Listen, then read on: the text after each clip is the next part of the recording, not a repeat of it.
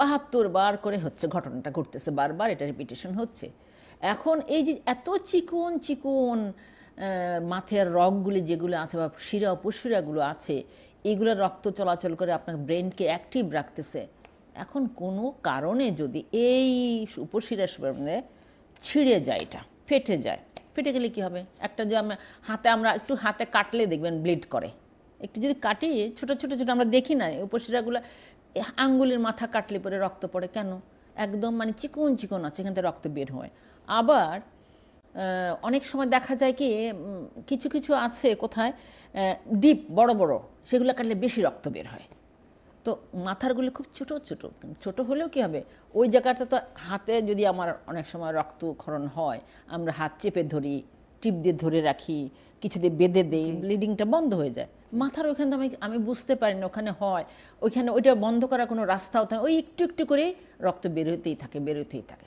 তো রক্ত বের হলে ওখানে কি হয়, ওই জায়গার যে সাপ্লাইটা ছিল, ওখানকার যে মগজে যে তার শক্তি পাবে সেই জায়গাটা পাচ্ছে না, সে তখন পারতেছে না। তখন কি হবে, তারপর দেখা যাবে আস্তে আস্তে দেখা যাবে যে তার হাত পা অবশ হয়ে গেছে। হ্যাঁ, হাত পা অবশ হয়ে গেছে, মানে ওই পাশে ব্রেনে কাজ করতেছে না।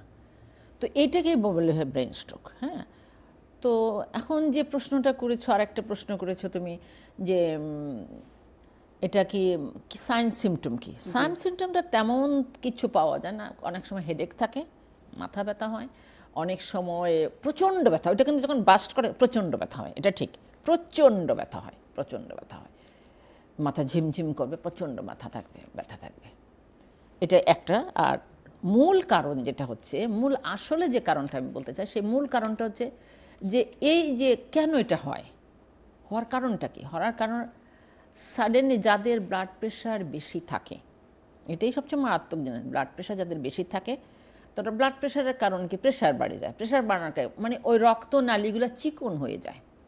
রক্তনালীগুলো যখন চিকন হয়ে যায়, এবং ব্রেন কিন্তু বলতেছে আমার অক্সিজেন চাই, আমার খাবার চাই, আমার গ্লুকোজ চাই, আমাকে দাও দাও, এটা বলতেইছে। এখন দিতে গেলে সে জোর করে সে ওই রক্তটা পাস করে, তার এনাফ হচ্ছে না তার, তো জোর করে দিতে যাবে। জোর করে দিতে গেলে ওই চিকন নালীগুলি বাস্ট করে ফেলে।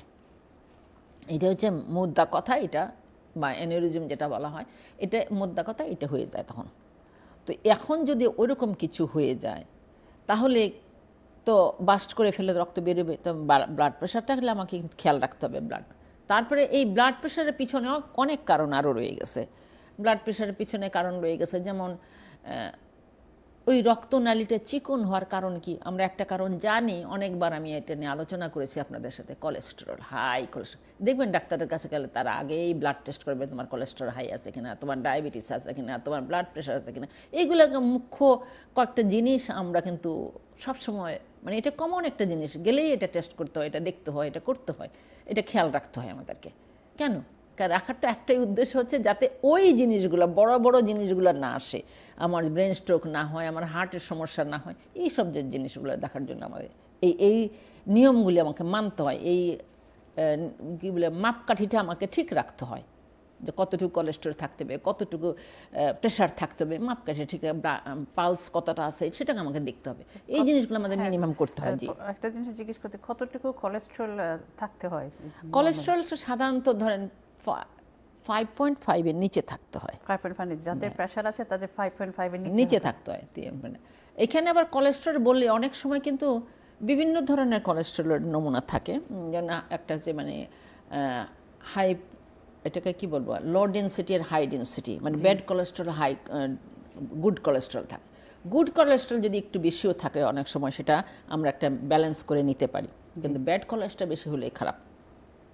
সেইটা হয়তো ডাক্তাররা তারা যখন টেস্ট করেন তখন তারাই বলে দেবেন যে কোনটা কত আছে বা কী আছে বা কী করতে হবে। তো এই যে ব্যাড কোলেস্টেরল, কিন্তু আমাদের খাবারের মধ্যে মেন কথা হচ্ছে, আমাদের খাবারের মধ্যে প্রশ্নটা হচ্ছে আমরা যে খাবারগুলো খাই সে ব্যাড কোলেস্টেরল বেশি আছে, সমস্যা এই জায়গায়, ব্যাড কোলেস্টেরল বেশি। আমরা এগুলো মুখরোচক আমরা খেয়ে ফেলি, আজকালকার বাজারে সস্তা কিছুটা, হ্যাঁ, দুটো বাটার মনে করেন, দুটো বাটারই ভালো আছে, একটা হচ্ছে অর্গানিক, একটা ইনঅর্গানিক।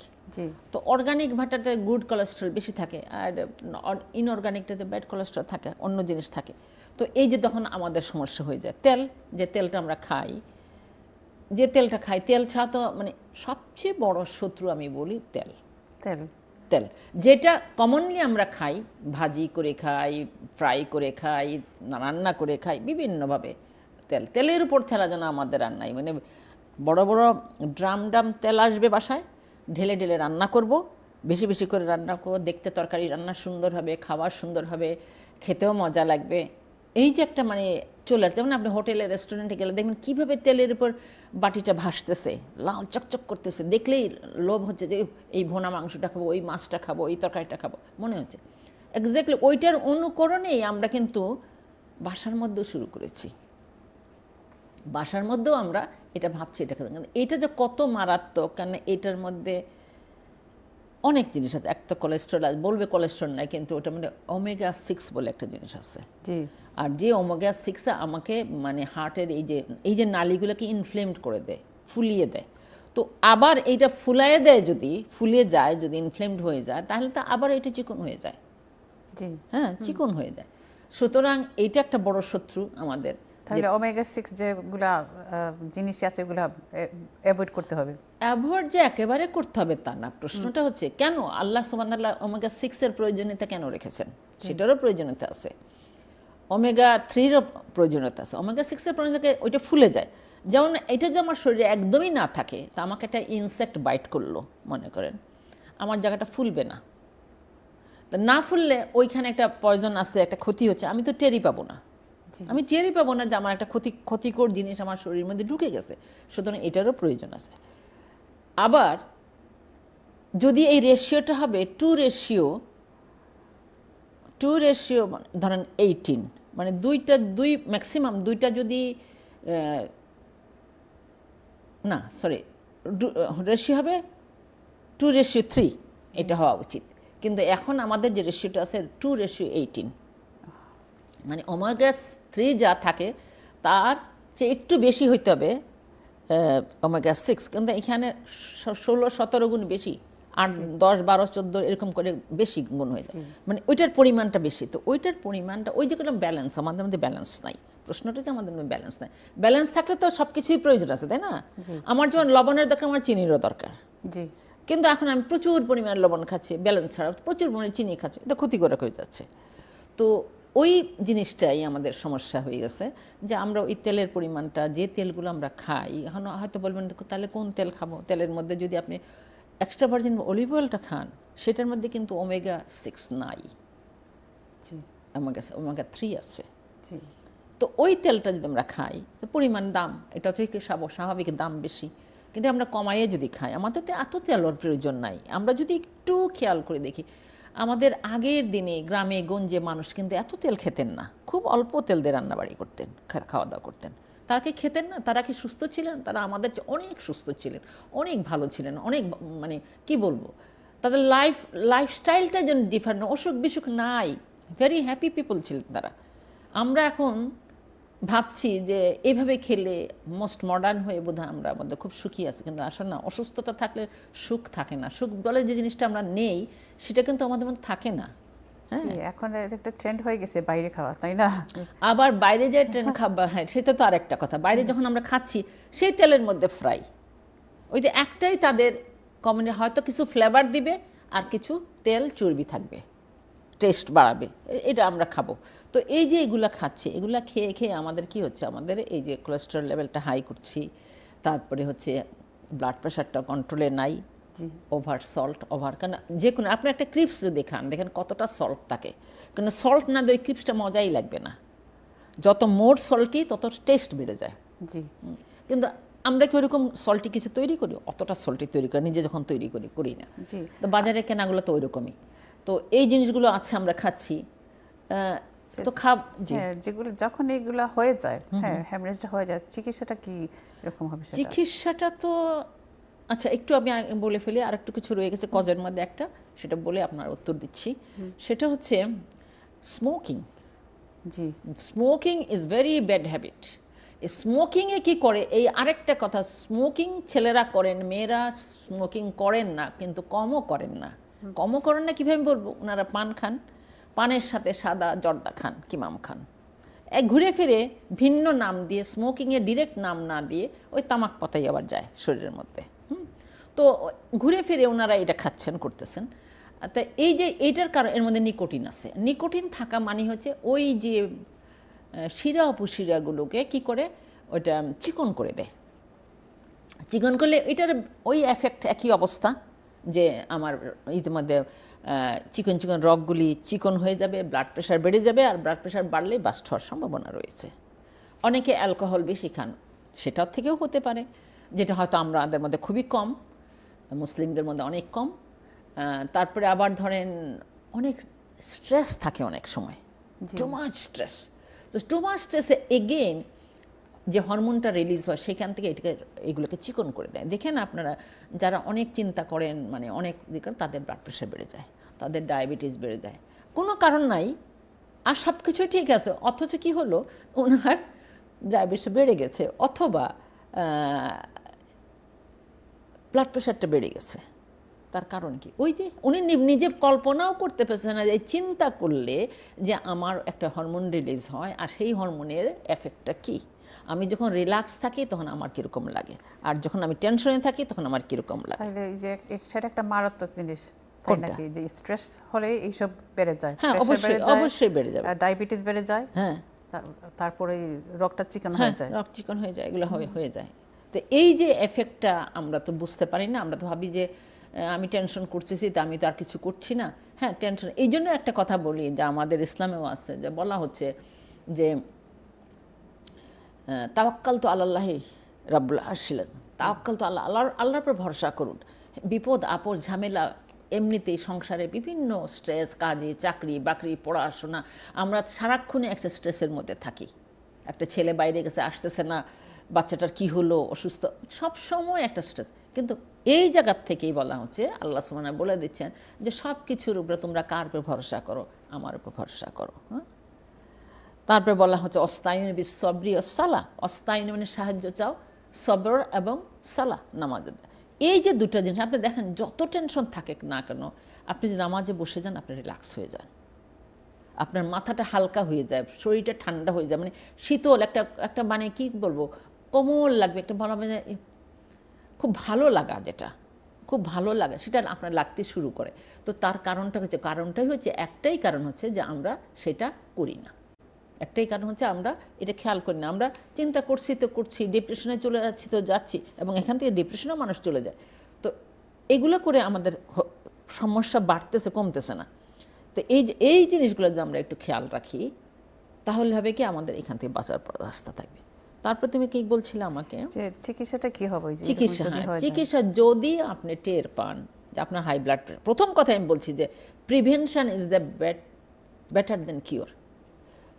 কিওর করার চেষ্টা করার পরে আগে প্রিভেন্টেড করেন, ওই খাওয়া দাওয়াগুলো ঠিক রাখেন, রিল্যাক্স রাখেন, হ্যাঁ, এগুলো করেন। আর যদি তারপরে আপনার ব্লাড প্রেশার হয়ে গেছে অলরেডি, আপনি prone two blood pressure, diabetes, আপনাকে সাবধান থাকতে হবে যে ব্লাড প্রেশার কোনো অবস্থায় যেন না বাড়ে। আপনি একটা মনিটর ব্লাড প্রেশার মেশিন কেনেন, সেটা দিয়ে আপনি মাপেন, রেগুলার রেকর্ড রাখেন, ডাক্তারের সাথে যোগাযোগ করেন, এগুলো করেন। আচ্ছা, খাওয়া দাওয়ার সল্ট কম খান, এগুলো করেন। যদি এখন আপনার যেহেতু এটা আছে, আপনার মাথার মধ্যে থাকা সম্ভব, যে কোনো সময় এই ধরনের ঘটনা ঘটতে পারে, যদিও কম, অহরহ ঘটতেছে তা না, কিন্তু আপনাকে এটা খেয়াল রাখতে হবে। তো আপনি প্রচণ্ড মাথার ব্যথা, আপনি টায়ার্ড, প্রচণ্ড মাথার ব্যথা, মানে যন্ত্রণা, মানে নর্মাল মাথা ব্যথা আমরা বুঝতে পারি একটা মাথা ব্যথা আছে, আর এটা প্রচণ্ড মাথার ব্যথা, এরকম যদি হয়। ধন্যবাদ আপু, একটা কলার আসছে, আমরা পরে যাব ডিসকাশনে, একটা কলটা নিয়ে নেই আমরা। আসসালামু আলাইকুম কলার। ওয়ালাইকুম আসসালাম। আলাইকুম। ওয়ালাইকুম সালাম। আচ্ছা, আমার একটা প্রশ্ন, আমার খানো পয়লা ইনজেকশন হয়েছে, পয়লা প্রথম খানে আম ডাকছে, কুচ্ছি শুনতে পারছি না, বাদে পানি পড়ছিল ফুটা হইয়া, আর বাদে প্রচন্ড ব্যথা আছিল মাথা, বাদে ডাক্তারে গেছি, ডাক্তারে বলছে ইনজেকশন হয়ে গেছে, দিছে অ্যান্টিবায়োটিক, প্রথম দিছে নাকর স্প্রে দেওয়া, বাদে মাথার প্রচন্ড ব্যথা হয়েছে, আর খানে দিয়ে পানি ছুটি গেছে, পানি ফুটা হইয়া ফোনা ধরছে, মেঘের ফুটালো খান, বাদে ডাক্তারে গেছি, তারা অ্যান্টিবায়োটিক দিছে, বলছে ইনজেকশন হয়ে গেছে। মানে অ্যান্টিবায়োটিক এক সপ্তাহ খাওয়া বাদে অনেক গেছি এবার ডাক্তারও ছোট ছোট একটা ট্যাবলেট দিছে, খানে একটা ব্লক গেছে তুরা তুরা শুনি, আর একখানে শুনতে পারি, আর একখানে তুরা তুরা শুনি, বোঝা যায় জিন করে মাথার সাইড সারা সাইড জুড়ে জিন করে চিন্তা কিলো করতে পারি না, শুনতে পারি না। আর স্প্রে একটা দিছিল এখানো, মানে স্প্রে ওয়ার্ক করছে না, ট্যাবলেটও ওয়ার্ক করছে না। তখন দিছে অনেক হসপিটালে পারমেন্ট, অনেক চিন্তা করা যায় আমার এই খানটার লাগে। আচ্ছা, আপনার আর বিক্স দিছি, এর ভিতরে বিক্সও দিছি, টাওয়ালও ভিজে গরম পানি দিয়া বিক্স সপ্তাহ দিছি, দিলেও কোনটা কিছু হাম করছে না। খরচা কি পানি বন্ধ হয়ে গেছে, আর মানে একটা খানে আমি শুনতে পারি না, তা সামান্য নেওয়া যায়। আর বোঝা যায় আমার নাক থেকে দৌড়ে এই খানটা আসতে আমার ব্যস্ত লাগানো গেছে খান মাথা। আচ্ছা, আমি কি তা করতাম? জি জি, আপনার প্রশ্নটা আমি বুঝতে পারছি। আপনি যে অ্যান্টিবায়োটিক খেয়েছেন, অ্যান্টিবায়োটিক যে খেয়েছেন ওটা কি মানে এখন ডাক্তার কাছে আবার গিয়েছিলেন অ্যান্টিবায়োটিক শেষ হওয়ার পরে? জি গেছি। তো উনি দেখে কি বলছে, ইনফেকশন আছে না নাই? আর হয়েছে ইনজেকশন নাই, আচ্ছা, কমে গেছে। ইনফেকশন চলে গেছে। তো এখন উনি যে ট্যাবলেটটা দিয়েছে আমার মনে হয় খুব সম্ভবত স্টিমেটিল দিয়েছেন বা ওই ধরনের কিছু দিয়েছেন যাতে আপনার মাথা এখন একটু বনবন করে বা ঘুরে, তাই না? জি, আর বেশি সময় মোবাইলে মাথা যেমন ইংলায়। হ্যাঁ, তো ওটার জন্য আপনি যে ট্যাবলেটটা, ওটা কতদিনের জন্য উনি দিয়েছেন? এক সপ্তাহ হয়েছে খাওয়ার পরে। আর একটা অ্যাপয়েন্টমেন্ট দিছেন, তো কম্পিউটারও নেওয়া দিয়ে যে একটা আওয়াজ দিয়ে আমি শুনি না, এক কানে আমি পুরোও শুনি আর এক কানে শুনি না। আচ্ছা, তো উনি আবার নিয়ে কি করলেন? উনি ও কম্পিউটারে টেস্ট করতে কইরা আর বাদে বাদ দিছে ডাক্তারও, এবার আছে ডাক্তারও অন্য কইছে হসপিটাল যাইবার লাগে, এবার হসপিটালের অ্যাপয়েন্টমেন্ট আইছে না। হসপিটালে এখনো যান নাই আপনি, তাই তো? জি, এবার অ্যাপয়েন্টমেন্ট আইছে না। অ্যাপয়েন্টমেন্ট ঠিক আছে। হ্যাঁ, এটা আপনাকে কেন আমি বলি, জিপি যারা আছেন তারা তো এই কানের ব্যাপারে এত এক্সপার্ট না। আপনার কানের মধ্যে ইনফেকশন হয়েছে, এটা হয়তো কমছে, কিন্তু ওখানে আরও কিছু আছে কিনা সেটা জানতে হবে আমাদেরকে। তো ওইটাতে তারা স্পেশালিস্ট যারা থাকে, ইএনটি স্পেশালিস্ট যারা থাকেন, তারাই কিন্তু এগুলো ভালো করে দেখবেন এবং আপনাকে বলবেন। তো আপনাকে এখন কিছু করার নাই, আপনি এখন এভাবেই থাক, আপনি অ্যাপয়েন্টমেন্ট পাওয়ার পর্যন্ত যান, আর দরকার হলে জিপির কাছে আরেকবার যাবেন, আর ওষুধ যেটা উনি দিয়েছেন সেটা আপনি খান। হ্যাঁ, কানের মধ্যে অন্য কিছু দিবেন না। আপনি ওই যে ভিক্স বলতেছেন, পানি, গরম পানি, এগুলো কিছু দিবেন না, এগুলো দিলে কিন্তু ক্ষতি হবে, এগুলো দিবেন না কিছুতেই, এগুলো কিছু করবেন না। কানের ভিতরে কোনো খোঁচাখুচি করেন না, কানে তো ইনফেকশন হয়েছে, ঝামেলা হয়েছে একটা, তো ওটা ওনারা খুঁজে বের করুক কি আছে, তারপরে ওনারা যেটা ওষুধ দেওয়ার সেটা দিবে। ঠিক আছে? ধন্যবাদ আপনার প্রশ্নের জন্য। না, আপনি ভয় পাওয়ার কিছু নাই, শুনলে কমে যাবে ওটা। আর গোসল টোসল যখন করবেন, শোনেন, গোসলের সময় কানের মধ্যে যেন পানি না ঢোকে, এটা খুব খেয়াল রাখবেন, কোনো অবস্থাতে যে কানে পানি না ঢোকে। কানে পানি ঢুকলে আবার কিন্তু ইনফেকশন হয়ে যাবে। ঠিক আছে, ধন্যবাদ আপনার প্রশ্নের জন্য। আমরা আবার ডিসকানেক্ট চলে যাচ্ছি। তো আমি যেটা বলছিলাম যে কারণটা ছিল যে যেখানে ছিলাম যে মাথা ব্যথা, প্রচণ্ড মাথা, এরকম যদি কিছু হয় আপনি মনে করেন, তাহলে আপনাকে, এটা কিন্তু ইমার্জেন্সি কেস, আপনার কিন্তু 99 কল করে অ্যাম্বুলেন্স ডেকে হসপিটালে যাবে। তারা সাথে সাথে তখন আপনাকে সিটি স্ক্যান করবে, তারপরে মনে করে অনেক সময় সিটি স্ক্যান করবে, এক্সরে করবে, এক্সরে করে তারা যদি কিছু পায় তো অ্যাকর্ডিংলি সেটার তারা ট্রিটমেন্ট শুরু করে দেবে, এবং তারা তখন এটা নিউরোলজিক্যাল সাইডে নিয়ে চলে যাবে। নর্মাল ডাকবে নিউরোলজিক্যাল সাইড, তারা দেখবে যেখানে ব্রেনের ভিতরে হয়েছে ওই জায়গাটা কতটুকু হয়েছে, কি হয়েছে, তারপরে ওটা বন্ধ করা যাবে কি না। হ্যাঁ, বন্ধ তো করতে পারে না, ওটা হয়ে গেছে যেটা, সেইখানে হয়তো তারা কি করবে, কিছু না করতে পারলে একটা 2 ধরনের মেথড ট্রিটমেন্ট হয়, একটা হচ্ছে সার্জিক্যাল আর একটা হচ্ছে মেডিসিন দিয়ে।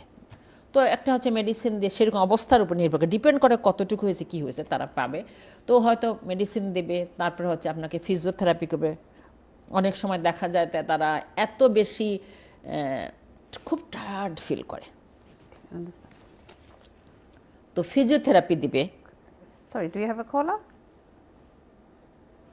ওকে, ধন্যবাদ আপু। একটা কলার আসছে, ওটা কলটা নিয়ে নেই। আসসালামু আলাইকুম কলার। আসসালামু আলাইকুম। আমি ফাতেমাপুর ফোনটা চাইছিলাম। আপনি আপনার নাম্বারটা আমাদের স্টুডিও দিতে পারেন, ঠিক আছে? ওনার নাম্বার তো আমরা এরকম দেই না, আপনার নাম্বারটা ওর স্টুডিওতে রেখে দিবেন, ঠিক আছে?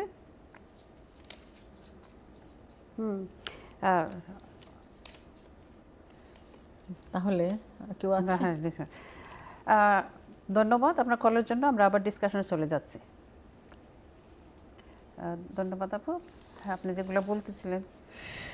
জি, তো যেটা বলছিলাম আমি,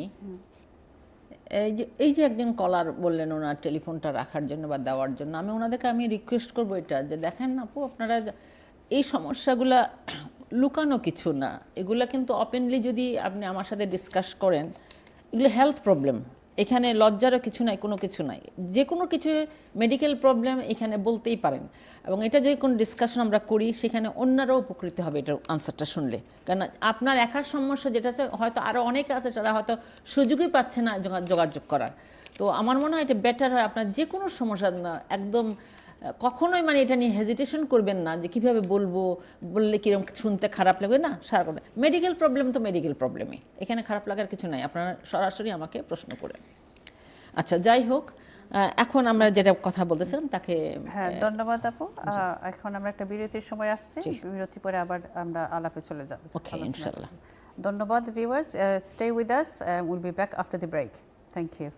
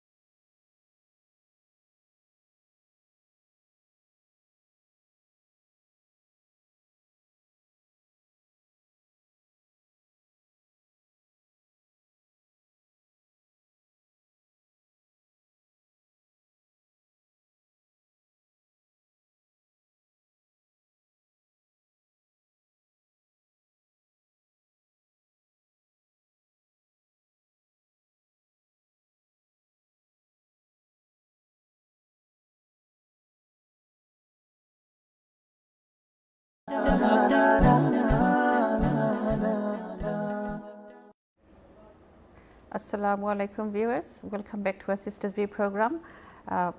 Before the break we were discussing brain hemorrhage. Our regular guest Dr. Fatima Khanum, she was telling us about brain hemorrhage, which is brain stroke. If you want to call us regarding any medical issues, please you can take the number from the screen and call us live. Okay. Before we go to the discussion, we have a call. So we'll take the call now. Assalamu alaikum, viewer. Alaikum salam rahmatullahi wa barakatuh. Assalamu alaikum rahmatullahi wa barakatuh. The sister will salam. Wa alaikum salam rahmatullahi wa barakatuh. জি বলেন আপনার প্রশ্ন। আমি একটা phone করছি যে আমার ডাইনোর সবাই যে করে দরিয়া 20 15 আধান পর্যন্ত আর একটু জোরে কথা বলেন, একটু জোরে কথা বলেন আর আপনার টিভিটা সাউন্ড কমায় দেন। হাড়ির ভিতরে বিষ করে আমার ডাইন পাও এখানে সাদরাই ঘুমাইতাম পারি না, বুঝা যায় না হাড়ি যেন বিষ করে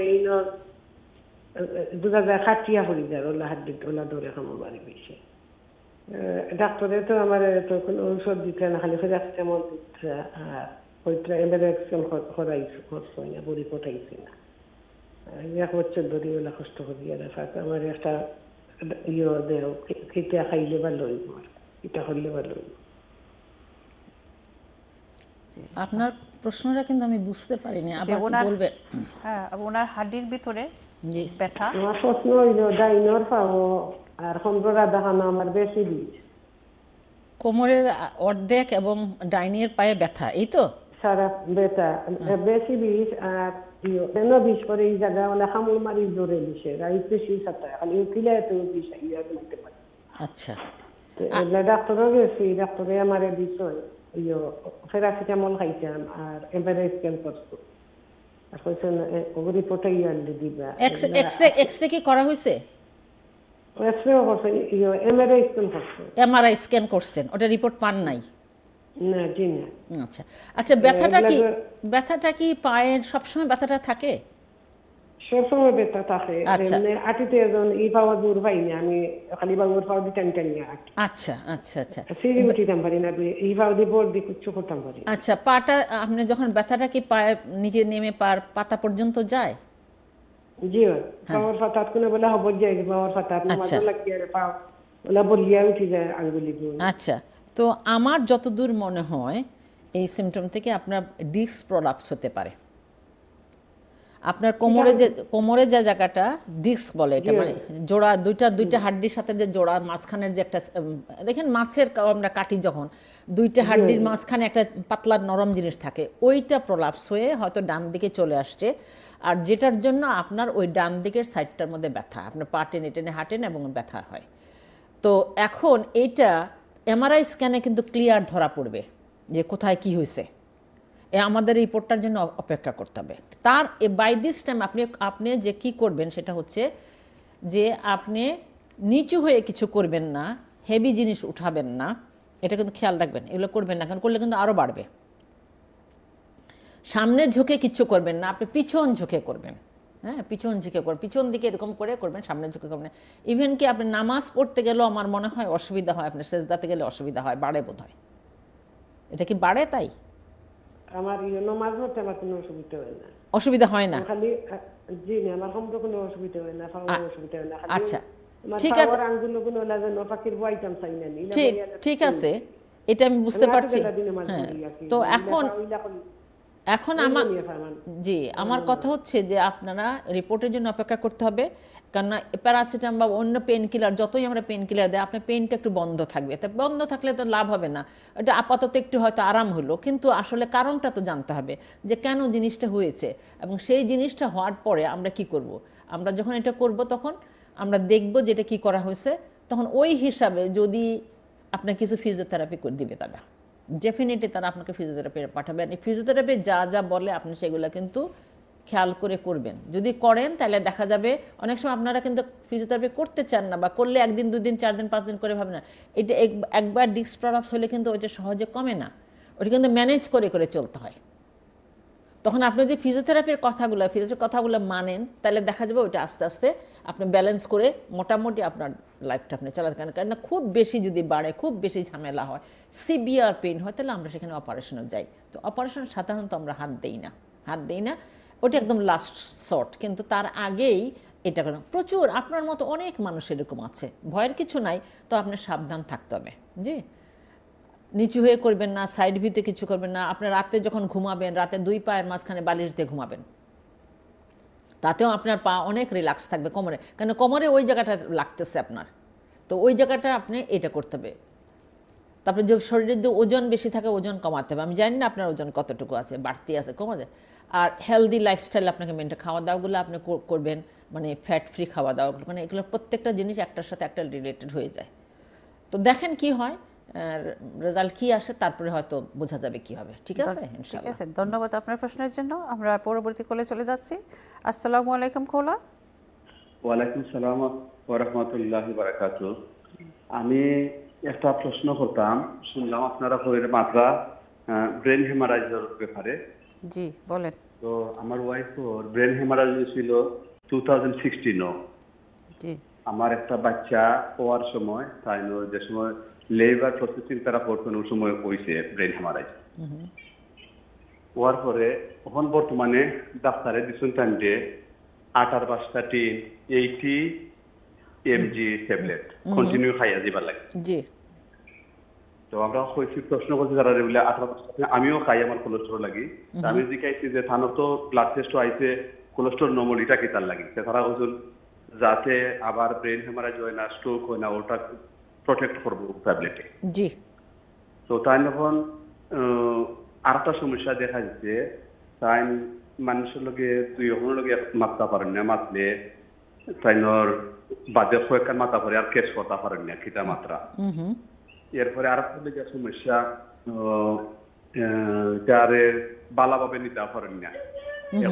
আমরা ডক্টরও যোগাযোগ করছি, তারা ওখানটা লো মুড বা ডিপ্রেশন যা যেখানে ওটা ডিপ্রেশন লাগে একটা মতো দিচ্ছে, এটা 50 শহর খাওয়ার বাদে শরীরও কমফোর্টেবল ফিল হচ্ছে না, আর মনও বিভিন্ন খারাপ জিনিস আইছে। আমরা যোগাযোগ করছি, তারা দিচ্ছে আরো পাওয়ার কমাইয়া 10 পাওয়ারের একটা, এটা খাইলে কোনো কাজ করে না।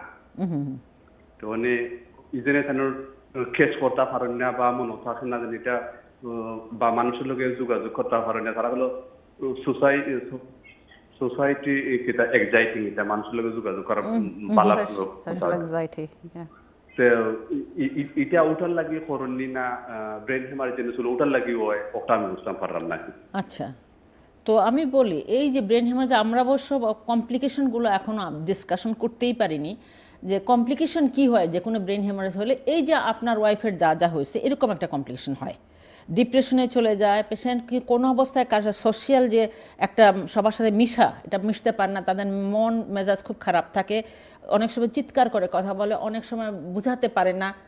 এটা কিন্তু সব সাইড, একটা ব্রেনের যখন এফেক্ট হয়েছে, সেই জায়গাটা ব্রেনের যে কাজগুলো করতো সেই কাজগুলো করতে পারতেছে না, কারণ ওই জায়গাটা হয়তো বা মরে গেছে। ওই যে যতক্ষণ রক্তটা বন্ধ ছিল, আমি একটা কথা বলি যে রক্ত বন্ধ, আপনারা খেয়াল করছেন কিনা, অনেক সময় আমাদের গ্রাম্য ভাষায় যেটা বলে যে আঁচিল হলে কোনো কিছু যদি হয়, আমরা আঁচিল মানে কি বলে, মেঞ্জ না কি বলে সিলেটি ভাষায়, আমরা চুল দিয়ে বেঁধে রাখি। তো চুল দিয়ে বেঁধে রাখলে কিছুদিন পরে ওটা পড়ে যায়, তার কারণে রক্ত সাপ্লাই না গেলে ওটা মরে যায়।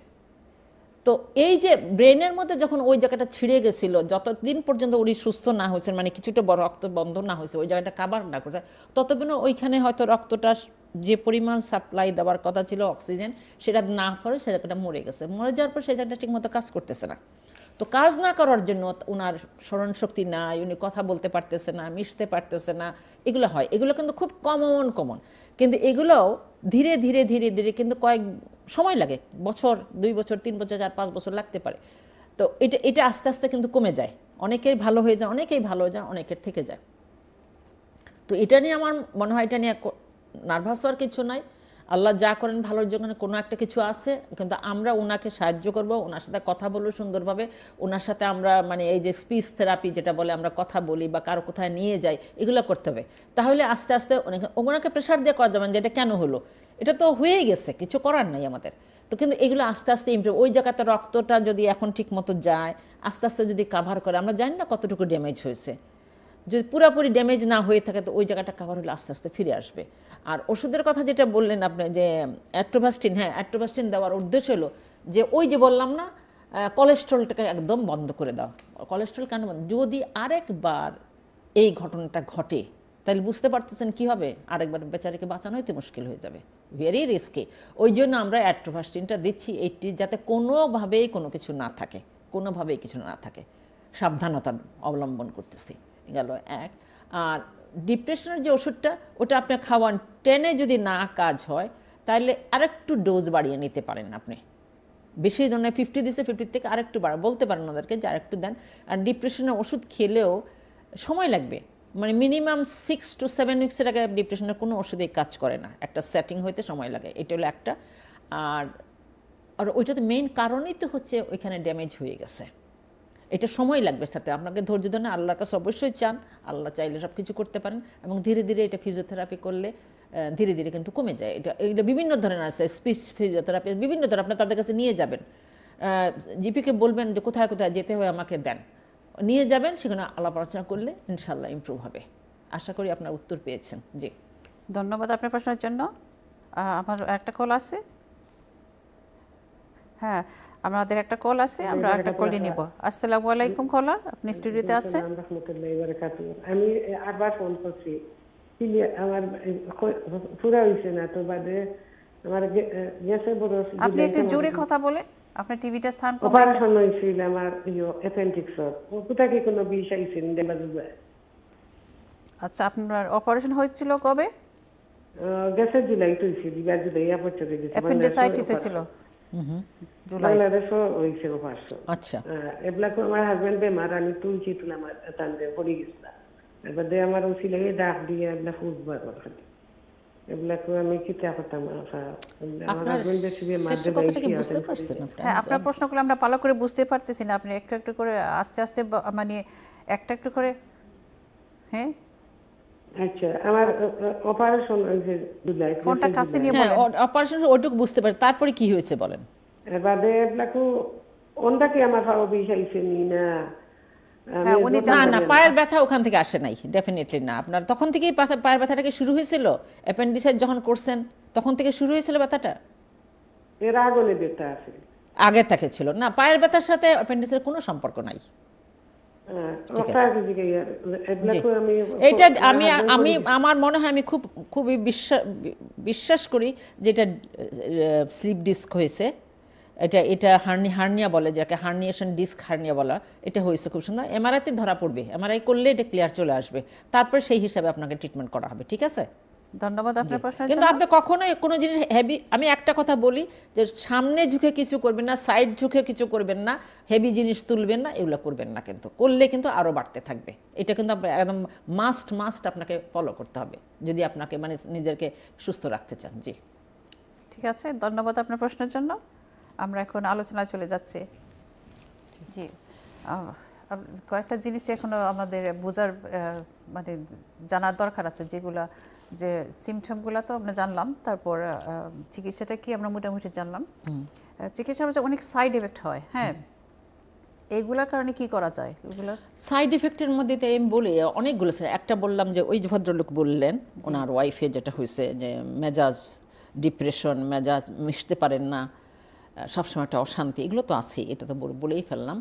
আর তারপর অনেকের ঘুম হয় না, জি ঘুমটাও তাদের মানে উলটপাট হয়ে যেতে, সেখানেও একই বলা হচ্ছে যে ঘুমের ব্যাপারেও যে আপনি একটা টাইম ফিক্সড করে ঘুমাতে যাবেন এবং ওই টাইমের একটা টাইমে উঠে যাবেন, ঘুম হোক বা না হোক। তাহলে এইভাবে করতে করতে দেখা যায় একটা মানে স্লট দিলে, ওইরকম একটা টাইম ফ্রেম করলে দেখা যায় অনেক সময় দেখা যায় কি ওইটা কিন্তু আবার ঘুমেরটা ঠিক মতো হয়। তারপরে মনে করেন যে উইকনেস থাকে, যে সাইডে উইকনেস, হাতে পায়ে উইকনেস, দাঁড়াতে পারেন না, তিনি একটু কিছু করলে খুব টায়ার্ড ফিল করেন, হ্যাঁ খুব টায়ার্ড ফিল। কলার, ওকে ধন্যবাদ আপু। একটা কল আসতেছে আমরা। জি আসসালামু আলাইকুম কলা। ওয়ালাইকুম সালাম। আমি একটা প্রশ্ন জিজ্ঞাইতাম আসলাম আপনারা। জি বলেন। আমার মেয়ে থার নাইনি তাই ইন্টারনাল হাইপারটেনশন হয়েছিল, আর তাই ওনে তারা একটা ওষুধ দিছ, ওষুধ খাইরো ওর কোথায় সে লগে মিশে না, খালি একলা একলা থাকে। আর মানে সব সময় যেমন তার মিজাজটা একটু খরা থাকে। আর তাই বেশি মানে একটা ওসিডি লেখান, খালি দইব তা করবো, আর খালি মানে সেও দইয়া দিলে কিচ্ছু হয় না ওটা করে। অনকু এটা লাগে কি তা করতাম। আচ্ছা, এটা আপনার বাচ্চার আপনার কথা থেকে যাবো যে ওসিডি হতে পারে। ওসিডি হলেই মানুষের এরকম হয়, মানুষের চিন্তাধারাটা চেঞ্জ থাকে, মানুষের সন্দেহপ্রবণ থাকে, মানুষ ভাবে এটা হয় নাই ওইটা হয় না, এটা কিন্তু ওসিডির একটা লক্ষণ। তো ওসিডির জন্য যদি আপনি জিপির সাথে অবশ্যই যোগাযোগ করবেন, তারা সাইকিয়াট্রিস্টকে দেখায় যদি কোনো ওষুধের প্রয়োজন হয় অবশ্যই তাকে ওষুধ দিবেন, কারণ ওষুধের প্রয়োজন হয়তো আছে এখানে। আর ওসিডির ওষুধগুলো খেলে ওই যে বললাম না, আর একটা জিনিস হচ্ছে সোশিয়াল বিহেভিয়ার। সবার সাথে আপনি ওকে পজিটিভ জিনিসগুলো দেখাবেন, নেগেটিভ কোনো জিনিস দেখাবেন না, সবসময় পজিটিভ ভালো জিনিসগুলো দেখান, ভালো দিকে নিয়ে যাবেন। যাদের সাথে মিশন ভালো, ওই কেন করলো না কেন হলো না ওই প্রশ্নটা ওকে করবেন না, কারণ এগুলোতে আরও ক্ষতি হয়। বরং তাকে সুন্দর সুন্দর ভালো জিনিসগুলো, যেখানে সুন্দর কথাবার্তা হচ্ছে, সুন্দর সবাই কথা মিশতেছে, এইভাবে একটা জায়গায় নিয়ে যাবেন বা আপনারা মিশবেন। তার দুষ্টুটি না ধরে তার যেগুলো ভালো জিনিসগুলো নিয়ে আলোচনা করবেন, তাহলে হয়তো বেটার ফিল করবে সে। এইগুলো আপনাদের তরফ থেকে যেটা। আর আরেকটা হলো ওষুধের যদি প্রয়োজন হয় অবশ্যই ওষুধ আনতে হবে, ওষুধ খাওয়াতে হবে। হয়তো প্রথম অনেক ঘুমালেও কিন্তু ওইটা তারপরে একটা টাইমে দেখাবেন যে ওইটা কাভার হয়েছে। নতুবা আপনি শুধু উপদেশ দিয়ে তাকে কন্ট্রোল করা যাবে না। তো আপনি অবশ্যই জিপির সাথে দেখা করেন। জি, আশা করি আপনার উত্তর পেয়েছেন। ধন্যবাদ আপনার প্রশ্নের জন্য। আমরা পরবর্তী কলে চলে যাচ্ছি। আসসালামু আলাইকুম খোলা। ওয়ালাইকুম আসসালাম। আমার একটা কোয়েশ্চন। জি বলেন। আমি বেশ অসুস্থ, আমার একটা পেইন আছে চেস্ট, তো ডাক্তারে চেক করিয়া কিছু পাইছেন না। তারপরে মাথা একটা ঠুস করিয়া বাড়িতে এখন যেটা খানো একটা পিঞ্চ মারে আইয়া মাথা, ওই কিছু পাইছেন না। তো এখন নেক্সট হইলো আমার মাথা খুব বেশি ঘুরা। আমি একটু কাজ করলেও এমন চক্কর যে দৌড়ে আমি বেদো আসি দৌড়াইয়া। আর একটা খাই তৈলে ঘুমোর মাঝে দেখি যে একটু মাথা খুব ঘুরা। তো আমার একটু অ্যাডভাইস দিবা যে মাথা ঘুরানির লাগে আমার কিতা করা। এই মাথা ঘোরানোটা কি সব সময় থাকে? ও স্টেজ ও আরম্ভ হয়েছে। আচ্ছা, ওইটা গরমের দিনেও থাকে, ঠান্ডার দিনেও থাকে, তাই তো? ও আরম্ভ হয়েছে আমার রিসেন্টলি। আচ্ছা, রিসেন্টলি শুরু হয়েছে। তাহলে ঠান্ডা, আপনি কি মনে করেন ঠান্ডা জনিত কোনো মাথা ঠান্ডা লেগেছে বা কিছু হয়েছে এরকম? না না, খুব গরম থাকে। আমি একটু খাম কাজ করি, একটু ঘরে কিছু করি, তখন এমন চক্কর দেয়।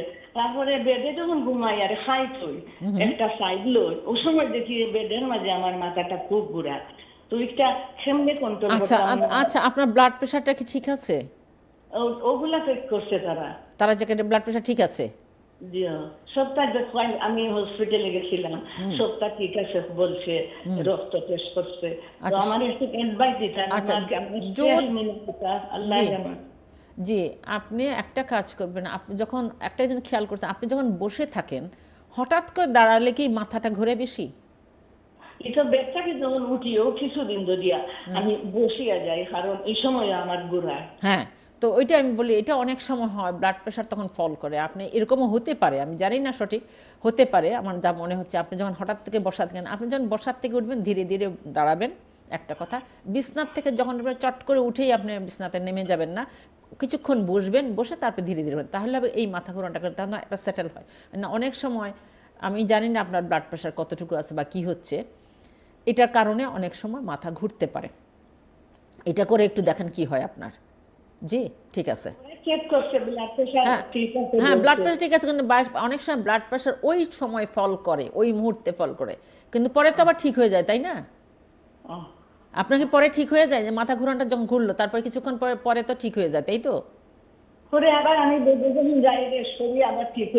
হ্যাঁ, এই তো কারণ হচ্ছে আপনাকে এইটা খেয়াল করতে হবে, ব্লাড প্রেশার তখন ফল করে আপনার।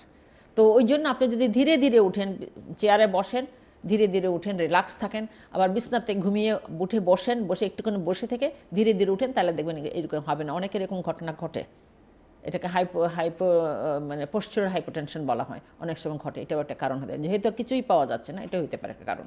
জি, হ্যাঁ, ধন্যবাদ আপনার প্রশ্নের জন্য। আমরা এখন আলোচনায় চলে যাচ্ছি। হ্যাঁ, তো এখন যেটা আমরা বলতেছিলাম যে আমরা খুব বেশি টায়ার্ড ফিল করে, হ্যাঁ, এক্সস্টেড, মানে ইভেন এক জায়গা থেকে হেঁটে যদি যায় অল্প একটু হাঁটলেই মনে হয় যে জানটা বেরিয়ে যাচ্ছে, এরকম খুব এক্সস্টেড, কারণ তার ব্রেনের যে ওই সাপ্লাইটা নাই, তার এরকম ফিলিং আসে। একটা হতে পারে, আরেকটা যেমন হতে পারে তার মনে হবে তার মাথার মধ্যে কে যেন পানি ঢালতেছে সবসময়, কানের মধ্যে পানি ঢালতেছে, মাথার মধ্যে পানি, এরকম, অথচ পানি ঢালছে না, কিন্তু তার ফিলিংটা এরকম, বিভিন্ন অ্যাবনর্মাল সেন্সেশন হতে পারে, সেটাও একটা হতে পারে। অনেক সময় হচ্ছে চোখে দেখে না, ব্লাড ভিশন হয়, সে দেখে না চোখে, মানে দেখতে ডাবল, একটা জিনিসকে ডাবল ছবি দেখে, ডাবল ডিপ্লোপিয়া হতে পারে, এগুলো হতে পারে। তারপরে হচ্ছে কি বলবো, মাথা ব্যথা থাকবে, ঘুমের প্রবলেম হবে।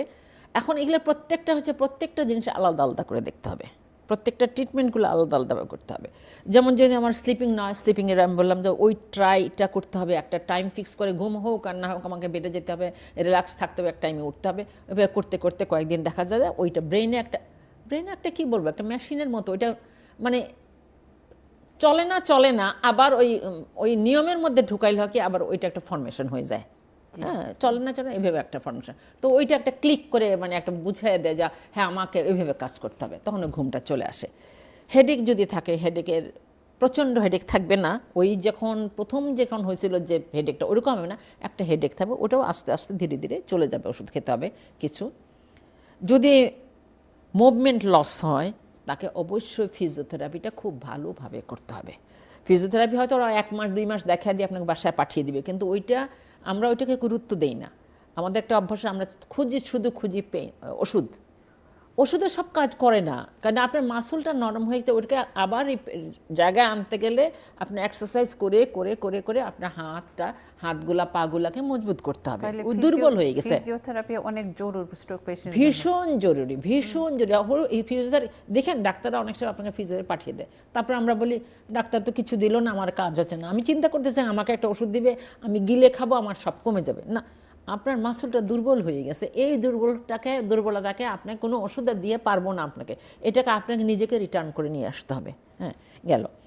তারপর যদি বলি ভীষণের ব্যাপার হলে আপনাকে কোনো অপথলমিস্ট্রির কাছে পাঠাতে হবে, যারা চোখের চোখ পরীক্ষা তো না, হসপিটালে চোখ পরীক্ষা একটা কথা, আর অপথলমোলজিস্ট আর একটা কথা। সেটা হসপিটাল যারা আই স্পেশালিস্ট, তারা চোখের মধ্যে কোনো কিছু হলো কি না, কীভাবে কী হলো সেভাবে দেখে ওনারা করবেন। অনেক সময় দেখা যান যারা ড্রাইভিং করেন, এদেশে তো মোটামুটি সবাই আমরা ড্রাইভিং করি, তো ড্রাইভিং করেন, এখন যদি আমার এই কেসগুলো হয়, এরকম হয়, তাহলে আমাকে কিন্তু ড্রাইভিং নট অ্যালাউড আমার জন্য, আমি কিন্তু ড্রাইভিং করতে যেতে পারবো না যতক্ষণ না পর্যন্ত এইটা পুরোপুরি আমি সুস্থ না হয়ে উঠছে, আমার ব্রেন পুরোপুরি না কাজ করতে পারতেছে, আমার মাসলগুলো ঠিক মতন মজবুত না, আমাকে কিন্তু করতে দেবো, সেটা টেস্টের মাধ্যমে আসতে হবে। তো এই জিনিসগুলো আমাকে সাইড বাই সাইড দেখতে হবে। হ্যাঁ, আর সাথে আমাকে যেটা করতে হবে যে হেলদি লাইফস্টাইলটা মোস্ট ইম্পর্টেন্ট, যেটা আরেকবার যেন ঘটে না যায়। যেমন ওনার ওয়াইফ বললেন যে অ্যাট্রোভাস্টিন খাচ্ছেন, কেন? ওই একটা ভয়, যদি আবার একটু ব্লক কোথায় হয়ে যায়, তো এটা অ্যাট্রোভাস্টিন। এখন অ্যাট্রোভাস্টিনের সাথে অ্যাট্রোভাস্টিন যে খাচ্ছি, না খেয়ে তো পথ নাই, কিন্তু এগুলোর তো সাইড এফেক্ট আসছে প্রত্যেকটার, এটাও মনে রাখবেন, প্রত্যেকটার সাইড এফেক্ট আছে। তো আমরা এখন কী করতে, আমাদের খাওয়া দাওয়াটা যদি আমরা খুব কন্ট্রোল করে খেতে পারি, ওখান থেকে যদি কমিয়ে ফেলতে পারি, তাহলে তো একটা ভয়, তখন দেখা যায় ওই অ্যাট্রোভাস্টিনের পরিমাণটা হয়তো ওনারা কমিয়ে দিবেন। হ্যাঁ, আর আমার খাবার দাবার মধ্যে আমি এই তৈল ছাড়া, এই যে যত ভেজিটেবল অয়েল যা আছে এইগুলা সব বাদ দিব আমি, অলিভ অয়েল নিয়ে আসবো খাবারের মধ্যে, এই তেলগুলো আমি বাদ দিয়ে দিব। তারপরে হচ্ছে হেলদি ফুড, শাক সবজি, যেগুলো ভর্তা টর্তা বানিয়ে আমরা খাবো বেশি। ভর্তা টর্তা আমাদের একটা বাঙালি খাবার, তো আমরা খেতে পারি না, বয়েল খেতে পারি না, তা বয়েল যদি না খেতে পারি অসুবিধা নেই, ভর্তা করে ফেলেন, ভর্তা তো খেয়ে আমরা অভ্যস্ত, যেটাকে আমরা চাটনি বলি, সাতনি বলি আর কি, তো আমরা ওটা খেতে পারি, এভাবে করে নিয়ে খেতে পারেন। মাছ মাংস যে ফ্যাট ফ্রি যদি খাই, সেগুলো খাই, এগুলো করতেই হবে আমাকে, হাঁটাচলা করতে হবে, এক্সারসাইজ করতে হবে মাস্ট, সুইমিং যদি সম্ভব হয় সুইমিংও করবেন, এক্সারসাইজ করতে। আমাকে অনেকেই বলেন যে আমি তো হাঁটতে পারি না, আমি কি এক্সারসাইজ করবো? আপনি বসে বসে করেন না, যেখানে আছে হাত পা নাড়াচাড়া করেন, রক্ত চলাচল করেন, এক্সারসাইজ করেন, এটাতে আপনার কমবে। ধন্যবাদ আপু আপনার for this important topic, telling us about this. Unfortunately it's nearly finishing time, so এখন আমরা শেষ করে দিচ্ছি। আবার নেক্সট আপনাদের সাথে দেখা হবে। ভালো থাকুন, সুস্থ থাকুন, আল্লাহ হাফিজ।